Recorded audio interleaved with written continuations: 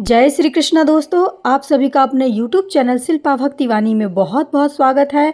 आप सभी को वट सावित्री व्रत की हार्दिक शुभकामनाएं। दोस्तों, अखंड सौभाग्य और पति की लंबी आयु की कामना का यह पावन व्रत हम सभी महिलाओं के लिए विशेष है। आज के इस वीडियो में हम सुनने जा रहे हैं माता सावित्री और सत्यवान की वो चमत्कारी कथा जिसने यमराज को भी झुकने पर मजबूर कर दिया था। तो चलिए पूरे मन से श्रद्धा भाव से इस पवित्र कथा का श्रवण करते हैं। वीडियो पसंद आए तो इसे लाइक जरूर कर दीजिए और कमेंट बॉक्स में लिखिए जय सावित्री माता। मद्र देश के राजा अश्वपति की कोई भी संतान नहीं थी। उन्होंने संतान प्राप्ति के लिए देवी सावित्री की घोर तपस्या की। देवी की कृपा प्राप्त होकर के उन्हें एक अत्यंत ही सुंदर और गुणवान पुत्री की प्राप्ति हुई, जिसका नाम उन्होंने सावित्री रखा। सावित्री जब विवाह के योग्य हो गईं तो राजा ने उनको स्वयं अपना वर यानी अपना पति चुनने की अनुमति दी। सावित्री ने तपोवन यानी कि जंगल में रह रहे साल्व देश के अंधे राजा दुत्मसेन के पुत्र सत्यवान को अपने पति के रूप में चुना। सत्यवान का परिवार अपना राज्य खो करके जंगल में सादा जीवन व्यतीत कर रहा था। जब सावित्री ने अपने निर्णय के बारे में पिता को बताया तब उस वक्त वहां पे देवर्षि नारद बैठे हुए थे। सावित्री के निर्णय को सुन करके व्याकुल हो उठे।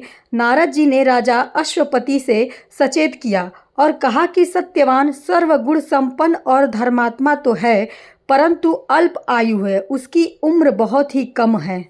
विवाह से ठीक 1 वर्ष बाद उसकी मृत्यु निश्चित है। नारद मुनि की भविष्यवाणी को सुन करके राजा अश्वपति बहुत ही चिंतित हुए और उन्होंने सावित्री को बहुत ही समझाया कि वह किसी अन्य वर का चुनाव कर ले, परंतु सावित्री अपने निर्णय पर अडिग रही, बिल्कुल भी डगमगाई नहीं। उसने कहा, आर्य कन्याएं अपना पति एक बार ही चुनती हैं। अंततः सावित्री और सत्यवान का विवाह संपन्न हुआ। सावित्री राजमहल के ठाट बाट को छोड़ करके सत्यवान के साथ जंगल की कुटिया में सास ससुर के साथ रहने लगी।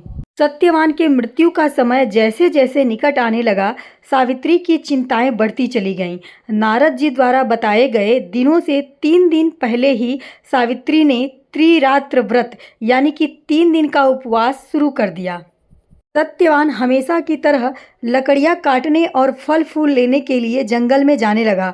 सावित्री ने भी अपने सास ससुर से आज्ञा ली और पति के साथ जंगल में चल पड़ी। जंगल में लकड़ी काटते समय अचानक सत्यवान के सर में तीव्र दर्द होने लगा। वह व्याकुल होकर गिर पड़ा। सावित्री ने अपने आंचल का बिछौना बनाकर सत्यवान के सिर को अपनी गोद में रख लिया और कुछ ही क्षणों में वहां पर यमराज प्रकट हुए। यमराज ने सत्यवान के शरीर से उनके प्राण को निकाला और दक्षिण दिशा की ओर चलने लगे। यह देखकर सावित्री भी यमराज के पीछे पीछे चल पड़ी। यमराज ने उसे रोका और कहा, हे देवी, मनुष्य की आयु समाप्त होने पर उसे मृत्यु लोक छोड़ना ही पड़ता है। तुम वापस लौट जाओ और सत्यवान का अंतिम संस्कार करो। सावित्री ने यमराज से कहा, महाराज, जहाँ मेरे पति जाएंगे वहाँ जाना मेरा धर्म है। पतिव्रता स्त्री को कोई भी मार्ग नहीं रोक सकता है। सावित्री के पतिव्रत्य धर्म, ज्ञान और निष्ठा से प्रसन्न होकर के यमराज ने कहा, हे सावित्री, तुम सत्यवान के प्राणों के अतिरिक्त कोई भी वरदान मांग लो। तब सावित्री ने पहला वरदान मांगा, मेरे अंधे सास ससुर की आंखों की ज्योति वापस आ जाए। यमराज ने तथास्तु कहकर आगे बढ़ना शुरू किया, परंतु सावित्री फिर भी पीछे चलती रही। यमराज ने फिर एक बार सावित्री को रोका और कहा कि दूसरा वरदान मांग लो। तब सावित्री ने दूसरा वरदान मांगा, मेरे ससुर का खोया हुआ राज्य उन्हें वापस मिल जाए। यमराज ने यह वरदान भी दे दिया। इसके बाद भी सावित्री यमराज के पीछे पीछे चलती रहीं। यमराज ने कहा कि हे सावित्री, अब तुम लौट जाओ। तब सावित्री ने कहा, हे महाराज, मेरे पिता की कोई भी पुत्र संतान नहीं है, उन्हें 100 पुत्र प्राप्त हों। यमराज ने यह भी स्वीकार कर लिया और आगे चले गए। सावित्री ने फिर भी उनका पीछा नहीं छोड़ा। सावित्री यमराज के पीछे चलती रहीं। यमराज ने अंत में कहा, सावित्री, यह मेरा अंतिम वरदान होगा, इसके बाद तुम लौट जाना, मांगो, क्या मांगना चाहती हो।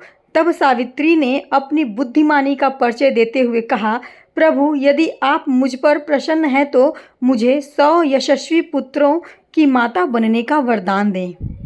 यमराज ने बिना सोचे समझे शीघ्रता में कह दिया, तथास्तु। सावित्री को वरदान देने के बाद जैसे ही यमराज आगे बढ़े, सावित्री ने मुस्कुराकर कहा, हे धर्मराज, आपने मुझे 100 पुत्रों की मां बनने का वरदान दिया है, परंतु एक पतिव्रता नारी अपने पति के बिना किसी अन्य पुरुष से संतान की कल्पना भी नहीं कर सकती। इसलिए अपने ही वरदान को सत्य करने के लिए आपको मेरे पति के प्राण लौटाने होंगे। यमराज सावित्री की इस चतुराई, बुद्धिमता और अटूट पति भक्ति को देखकर निरुत्तर हो गए। यमराज अत्यंत ही प्रसन्न हुए और उन्होंने सत्यवान के प्राणों को पास से मुक्त कर दिया।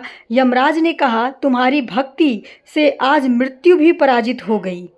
इसके बाद सावित्री तुरंत ही उस बरगद के वृक्ष के पास लौट आई जहां सत्यवान का शव पड़ा हुआ था। उसने जैसे ही पति के सिर को अपनी गोद में लिया, सत्यवान लंबी नींद से जागने की तरह जीवित हो उठा। दोनों सकुशल आश्रम लौटे। वहां यमराज के वरदान स्वरूप सास ससुर की आंखें ठीक हो चुकी थी और उनका राज्य भी वापस मिल गया था। दोस्तों, तभी से सौभाग्यवती महिलाएं अखंड सौभाग्य की प्राप्ति हेतु और पति की लंबी आयु के लिए हर वर्ष ज्येष्ठ अमावस्या को वट सावित्री का व्रत रखती हैं और बरगद के पेड़ की परिक्रमा कर पूजा करती हैं और कथा का श्रवण करती हैं। दोस्तों, आपको यह कथा पसंद आई है तो इस वीडियो को लाइक जरूर करिए और कथा श्रवण का सौभाग्य प्राप्त हो, इसके लिए अपने फैमिली फ्रेंड के साथ इस वीडियो को शेयर करिए।